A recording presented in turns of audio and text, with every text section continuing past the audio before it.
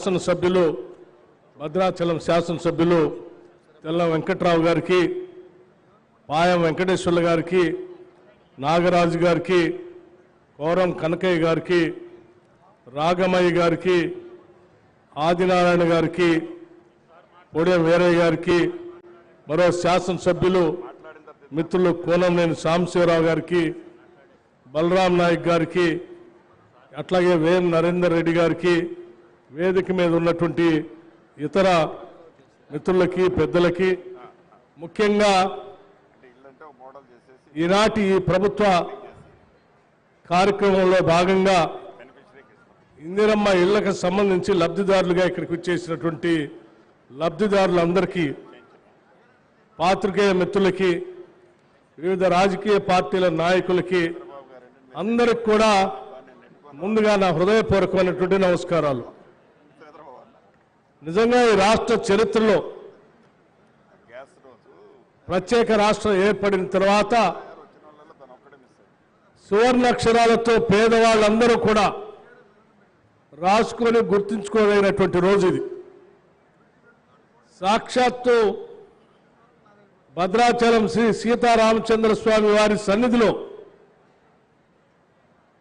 ఒక దశాబ్ద కాలం పాటు ఈ రాష్ట్రంలో ఉన్నటువంటి పేద ప్రజలు ఎదురు చూస్తున్నటువంటి ఇళ్ల కార్యక్రమానికి, సొంత ఇంటి కళను సాకారం చేయటం కోసం కాంగ్రెస్ ప్రభుత్వం, ఇందిరమ్మ రాజ్యం, రాష్ట్ర ముఖ్యమంత్రి రేవంత్ రెడ్డి గారి నాయకత్వంలో రాష్ట్ర మంత్రివర్గం యావత్తు ఈ నిర్ణయం తీసుకొని ఇచ్చిన మాట ప్రకారం, చెప్పిన గ్యారంటీ ప్రకారం ఈరోజు ఇళ్లకు సంబంధించి, ఇందిరమ్మ ఇళ్లకు సంబంధించి అధికారికంగా ఇక్కడ లాంఛనంగా లాంచ్ చేసేటువంటి కార్యక్రమం జరుగుతున్నందుకు నిజంగా చాలా సంతోషిస్తా ఉన్నాం.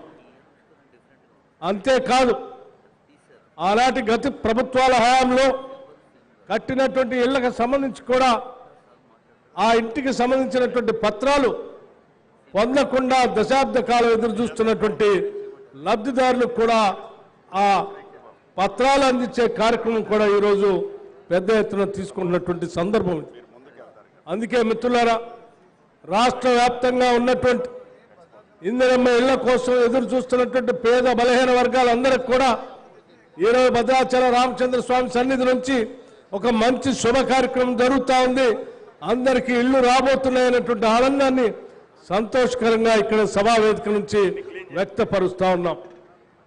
మనందరికీ తెలిసిందే, గత 10 సంవత్సరాలు పరిపాలన చేసినటువంటి టీఆర్ఎస్ ప్రభుత్వం గతంలో ఉన్నటువంటి ఇందిరమ్మ ఇల్లుకు సంబంధించి ఒక గది ఎక్కడ పనికొస్తుంది, 2 గదులు కావాలి, అల్లుడు వస్తే ఆడబడుకుంటాడో, బిడ్డ వస్తే ఆడబడుకుంటుందో, గోరెనాడ కట్టేయాలా, బడనాడ కట్టేయాలని అపహాస్యం చేసి అందరికీ మాటిచ్చి అధికారంలోకి వచ్చి 10 సంవత్సరాలు కూడా ఏ ఒక్క పేదవాడికి ఇల్లు ఇచ్చిన పాపాన పోయినటువంటి ఆ ప్రభుత్వం ఈరోజు మళ్ళీ మాట్లాడటం కోసం ప్రయత్నం చేస్తాం. కాంగ్రెస్ పార్టీ గ్యారంటీలు ఇచ్చింది, ఇచ్చిన గ్యారంటీలు అమలు చేస్తుందా, చేయదా, మేమేమో పోరాటం చేస్తామని చెప్తా ఉన్నారు. వారందరికీ ఇక్కడి నుంచే సమాధానం చెప్తా ఉన్నాం. ఈరోజు మేము ప్రకటించినటువంటి గ్యారంటీలు మీకోసమో లేకపోతే మీ మెప్పు కోసమో మేము ప్రకటించలేదు. మేము చెప్పిందల్లా ఈ రాష్ట్ర ప్రజల బాధలను చూసి తెచ్చుకున్న తెలంగాణ రాష్ట్రంలో కొట్లాడి తెచ్చుకుంటే నిధులు, నీళ్లు, నియామకాలన్నీ కూడా పక్కదారి పట్టిపోతా ఉన్నాయి. మనం తెచ్చిన రాష్ట్రాన్ని కాపాడాలి. ఆ కాపాడుతూ ప్రభుత్వం ఏర్పాటు చేసి ప్రజల ఆకాంక్షలు నెరవేర్చడం కోసమే మేము 6 గ్యారంటీలు ప్రకటించాం. ప్రకటించిన ప్రతి గ్యారంటీని కేవలం 90 రోజుల్లోనే ఈరోజు పెద్ద ఎత్తున రాష్ట్రంలో అమలు చేసి చూపిస్తా ఉన్నాం. మీ అందరికీ తెలిసిందే, మహిళలందరికీ కూడా ఉచితంగా ఆర్టీసీ బస్సులో ప్రయాణం చేసేటువంటి కార్యక్రమాన్ని మీరంతా ప్రయాణం చేస్తూ చూస్తూ ఉన్నారు. అట్లాగే 10 లక్షల రూపాయల వరకు ఆరోగ్యశ్రీ కింద ప్రతి పేద కుటుంబం, అర్హత కలిగిన కుటుంబం వైద్యం చేయించుకోవడానికి ఇప్పటికే ఆ కార్యక్రమాన్ని మొదలుపెట్టాం. అట్లాగే మీ అందరికీ తెలిసిందే, గృహజ్యోతి కార్యక్రమం కింద 200 యూనిట్ల వరకు కరెంటును వాడుకునేటువంటి ప్రతి అర్హత కలిగిన కుటుంబానికి బిల్లు లేకుండా 0 బిల్లు ఇస్తామని చెప్పాం. మేము స్పష్టంగా మార్చి 1వ తారీఖు నుంచి దీన్ని అమలు చేస్తా ఉన్నాం.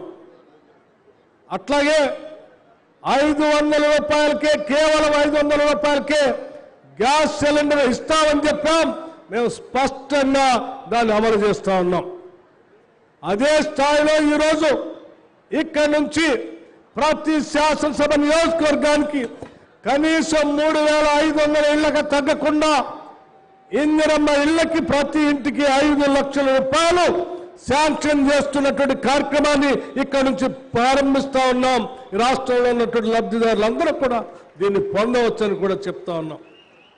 అదే రకంగా ఈ ఇళ్ల లబ్ధిదారుల కార్యక్రమంలో భాగంగా ఎవరైనా గిరిజనులున్నా, దళితులున్నా ఇంకొక 1 లక్ష రూపాయలు యాడ్ చేసి 6 లక్షల రూపాయలు ఇవ్వబోతా ఉన్నామని కూడా ఈ సందర్భంగా మనం చేస్తా ఉన్నాం.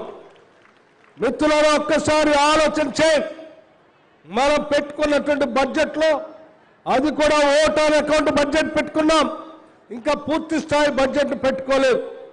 చెప్పిన మాటల ప్రకారం నిలబెట్టాలనే ఆలోచనతో మనం ప్రవేశపెట్టినటువంటి ఓట్ ఆన్ అకౌంట్ బడ్జెట్లోనే 7,740 కోట్ల రూపాయలు ఇళ్లు కట్టడానికి బడ్జెట్లో నిధులు కేటాయించి అధికారికంగా ఈరోజు లాంఛనం చేస్తున్నాం. ఇదేదో తూతూ మంత్రంగా ఆషామాషిగా చేస్తున్న కార్యక్రమం కానే కాదు. గత ప్రభుత్వాలు చెప్పినట్టుగా రూపాయి కూడా బడ్జెట్లో కేటాయించకుండా 10 సంవత్సరాలు